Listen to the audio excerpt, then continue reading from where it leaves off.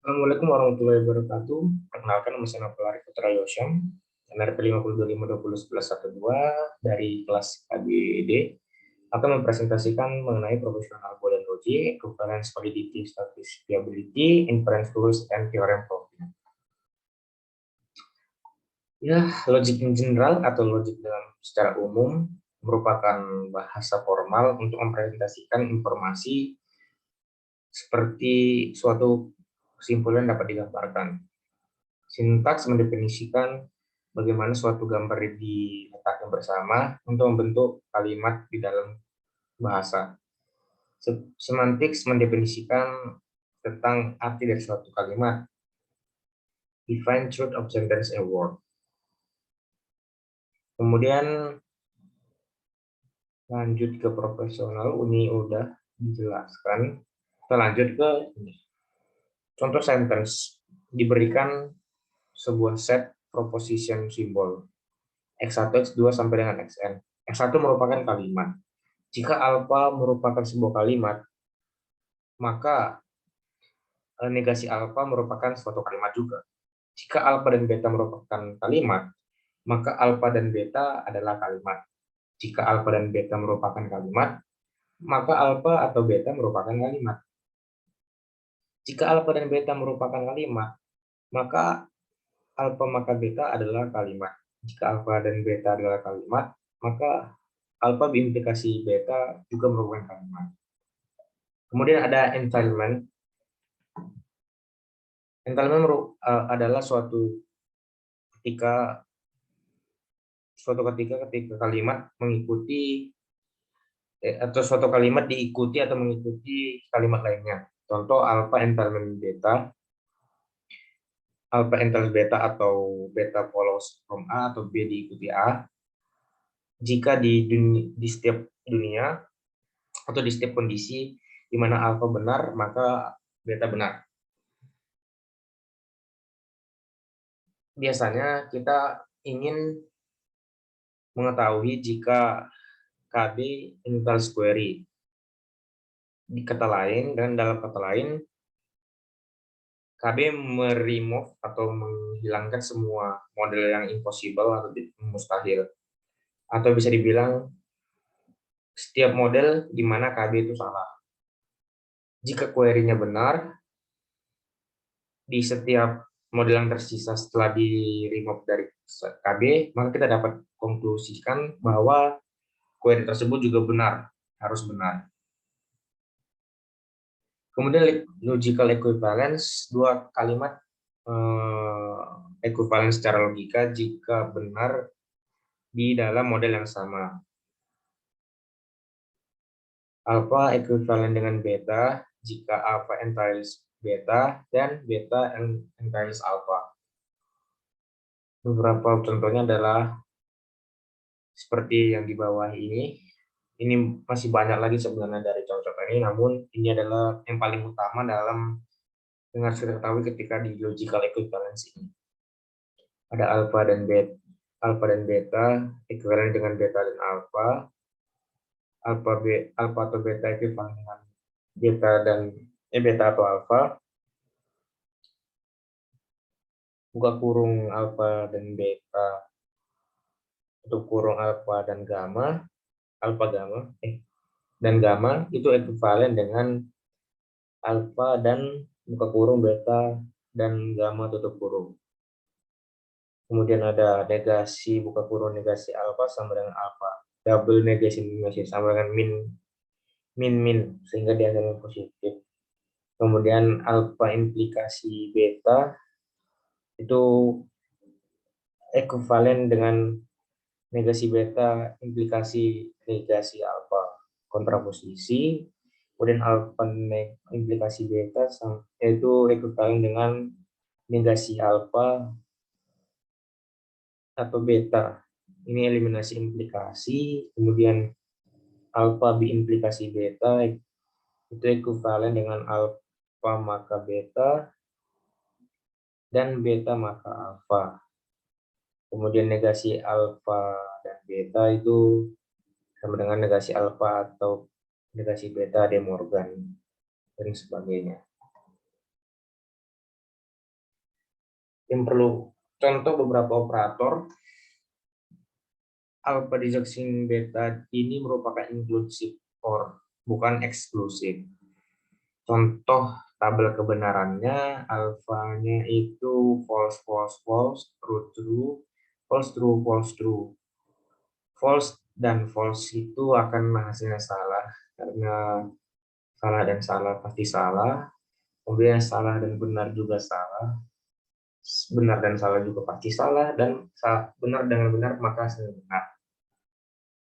Untuk itu untuk conjunction. Untuk disjunction salah atau salah ya pasti salah karena pilihannya salah satu yang salah. Untuk salah atau benar maka kita pasti memilih benar maka bisa dapat hasil yang benar. Benar atau salah pasti juga memilih true atau benar bisa maka hasilnya benar. Kemudian benar atau benar itu saja hasilnya benar.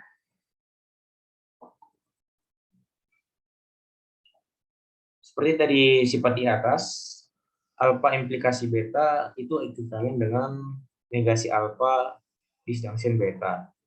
Kita lihat dapat dilihat di tabel kebenaran di mana alfa itu salah-salah benar-benar, beta itu salah benar, maka ketika alfa implikasi beta salah maka salah ya salah karena ya benar karena kita reasonnya salah hasilnya salah ya itu benar. Kemudian jika kita mulai dari salah namun hasil yang dapatkan benar maka itu juga benar.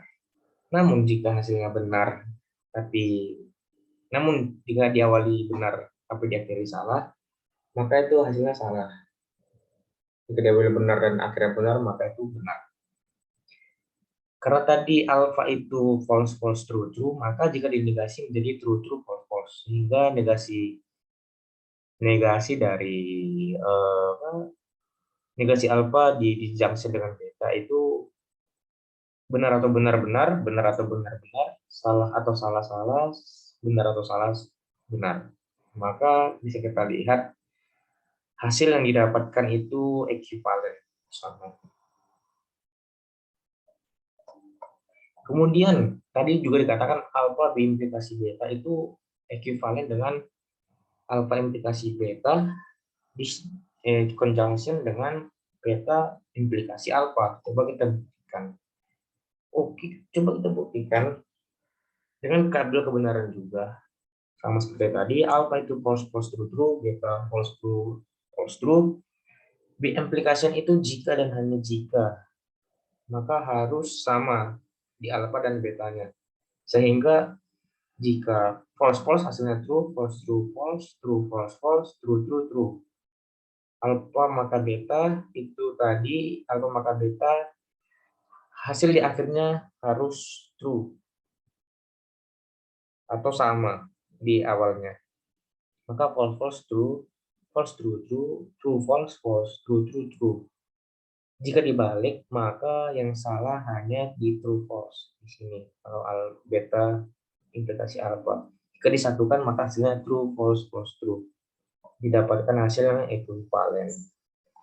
Kemudian ada yang namanya validity dan satisfiability. Suatu kalimat dikatakan valid jika kalimat tersebut benar di semua model.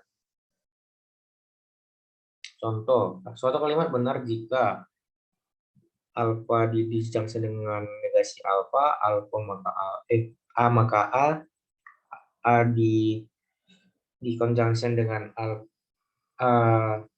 implikasi B maka B. Validity itu terkonek atau tersambung untuk menyimpulkan melalui teorema deduction. KB entails A if and only if KB implikasi A is valid. Suatu kalimat dikatakan satisfiable jika kalimat ini benar di beberapa model. Sesuatu kalimat dikatakan tidak unsatisfiable jika kalimat ini tidak benar dimanapun. Satisfiability itu berhubungan untuk menyimpulkan hal di bawah ini. KB entails A if and only if KB conjunction negasi A tidak terpenuhi. Kemudian ada yang namanya normal form. Kita ingin membuktikan KB entails A ekuivalen untuk KB conjunction negasi A tidak terpenuhi. Pertama, kita harus menulis ulang menjadi konjungtif normal form atau CNF. A conjunction of disjunction. Contohnya seperti yang bawah ini. Setiap KB dapat dirubah menjadi CNF. Faktanya, setiap apapun KB itu dapat dirubah menjadi CNF3 menggunakan klausa dengan paling banyak 3 literal. Contoh konversi untuk menjadi CNF itu adalah B1,1 biimplikasi P1,2 disjunction P2,1. Pertama dilakukan adalah eliminasi biimplikasinya, gantikan alfa biimplikasi beta dengan alfa implikasi beta disjunction beta implikasi alfa.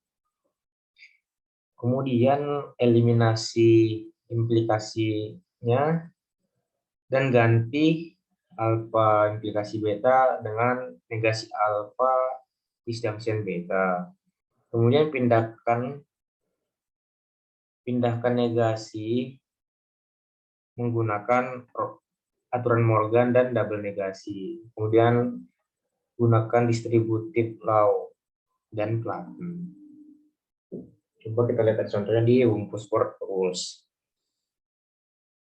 Untuk dunia Wumpus secara umum, kita bisa mengatakannya sebagai R1 adalah negasi P1,1, R2 B1,1 biimplikasi P1,2 disjunction P2,1, R3 B2,1 biimplikasi P1,1 disjunction P2,2 disjunction P3,1.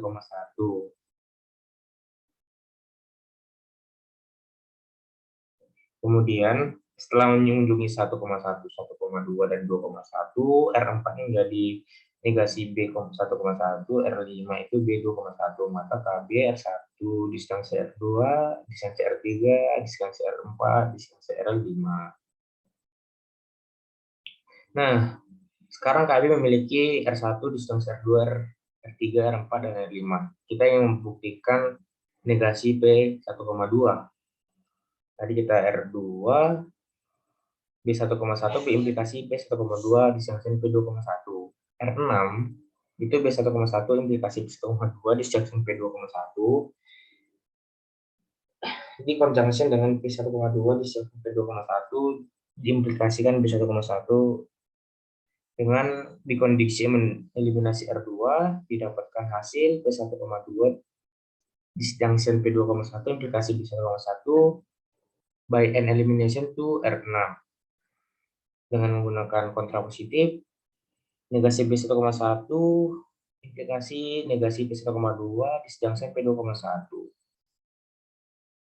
Kemudian didapatkan hasil negasi P1,2 disjunction P2,1 menggunakan modus ponen dengan R8 dan R10 menjadi negasi P1,2 disjunction negasi P2,1. Ini membuktikan di antara 1,2 ataupun 2,1 memiliki pit atau lubang. Metode pembuktian dibagi menjadi dua bentuk. Yang pertama, application of inference rules, aplikasi dari aturan penyimpulan. Pertama itu melegitimasi atau membenarkan atau mengokohkan kalimat-kalimat baru yang berasal dari kalimat yang sama. Ada resolusi dan forward and backward chaining. Pembuktiannya, proof sama dengan atau pembuktian sebuah kalimat dari aplikasi aturan penyimpulan bisa menggunakan rules inference sebagai operator dalam standar algoritma penyarian. Typically atau biasanya transportasi kalimat menjadi normal form. Kemudian ada model checking. Kita biasanya bisa menggunakan truth table enumeration, always exponential in n, atau selalu eksponensial dalam n. Kemudian ada imperfect backtracking, contohnya ada phenomenology plan, DPLL. Kemudian ada bisa menggunakan heuristic search in model space. Contoh min conflict slide dan hill climbing algorithms. Resolution, contohnya itu ada fungsi PL resolution dengan parameter KBQ, di mana KB adalah knowledge base. Kemudian query, ada kemudian klausal sama dengan kontra yang parameter KB dan Q. Kita kemudian menginisiasi variabel new yang kosong, kemudian melakukan do for setiap pasangan klausa C dan CJ dalam klausa resultant result CICJ. Jika resultant masih mengandung klausa kosong, return true. New sama dengan new plus resultant. Jika new merupakan subset dari klausa, return false. Klausa sama dengan klausa tambah new. Contoh resolution. Dikatakan agent berada di 1,1, tidak ada bridge, jadi tidak ada fit. Sehingga alpha sama dengan negasi B 1,2, KB sama dengan R2, disjunction conjunction R4. KB B1,1 B implikasi B1,2, disjunction P2,1 conjunction negasi B1,1. KB disjunction negasi alpha, negasi A seperti ini. KB hasilnya yaitu negasi P2,1, disjunction B1,1, conjunction negasi B1,1, disjunction B1,2, disjunction P2,1, conjunction negasi P1,2, disjunction B1,1, conjunction negasi B1,1, conjunction P1,2.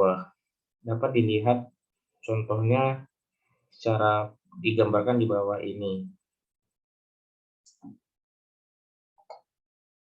Nah, kemudian ada forward and backward chaining. Ada yang namanya from on. KB merupakan konjungsi dari klausa on. Klausa on merupakan satu literal yang positif. Contoh negasi P atau negasi Q atau V adalah klausa on. Jadi itu adalah negasi P atau negasi W. Tetapi tidak negasi P atau Q atau V. Kemudian ada klausa definite. Hanya tepat satu literal yang positif atau yang benar. Klausa dapat ditulis sebagai implication. Contohnya, conjunction of symbol, body atau premise, implication simbol atau headnya. Contoh, negasi C atau negasi C atau negasi B atau A menjadi C conjunction B, implication A. Kemudian ada modus ponens, komplit sempurna untuk pon KBS. Alpha 1 sampai dengan alpha n sama dengan jumlah dengan alpha 1 sampai dengan disjunct atau conjunction dengan alpha sampai n, implikasi beta dibagi beta. Dapat digunakan untuk forward chaining atau backward chaining. Algoritma ini sangat natural dan bekerja di linear time.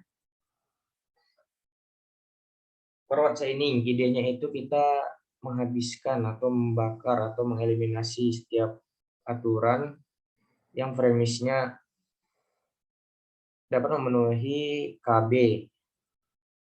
Ambil konklusinya untuk KB sampai query-nya ditemukan. Contoh, pertama, karena tujuan kita itu adalah Q, kita awali dari A dan B. Nah, awalnya A dan A conjunction P itu implikasinya L. A conjunction B implikasinya L. Kemudian B conjunction L itu implikasinya M, A conjunction B implikasinya L. Lalu L conjunction M implikasinya B conjunction L implikasinya M.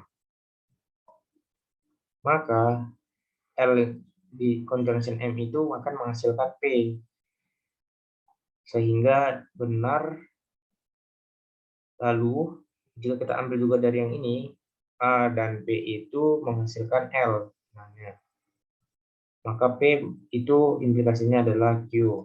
Maka forward chaining ensemble adalah seperti itu.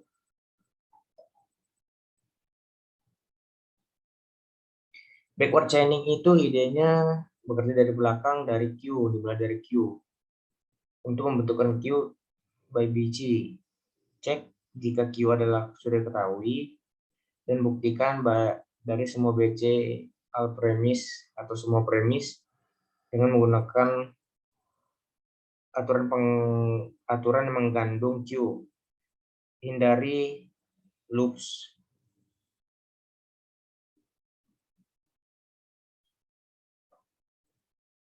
Hindari pengulangan bekerja. Cek jika itu adalah subgoal baru. Backward chaining example. Kita karena mulai dari backward, maka awalnya dari Q. Sehingga yang paling dekat adalah P. Maka Q pasti P. P itu adalah bagian dari M dan L. Maka P itu bagian L dan M. Kita ambil dulu L. L itu adalah bagian A dan P. Karena kita letak di A dan B. Kemudian L juga bagian dari A dan B. Maka itu statementnya benar. Lalu untuk yang M merupakan bagian dari B dan L. Itu benar. Kemudian karena itu cuma satu bagian, maka kita kembalikan lagi ke L dan M itu adalah P, maka P adalah Q. Begitulah cara kerja backward chaining. Adapun perbedaan forward dan backward chaining, yaitu forward chaining adalah data driven, otomatis, dan prosesnya tidak tetap. Contohnya object recognition dan routine decision. FC mungkin melakukan banyak kerja yang tidak relevan untuk mencapai tujuan. Kalau BC itu goal driven, dia lebih ke arah goalnya.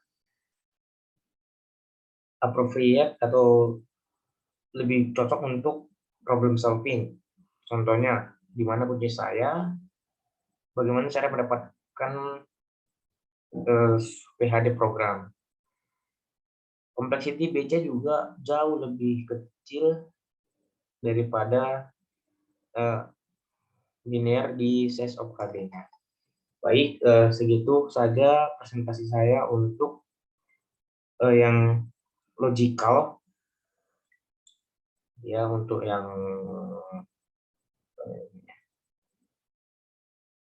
untuk professional logic. Wassalamualaikum warahmatullahi wabarakatuh.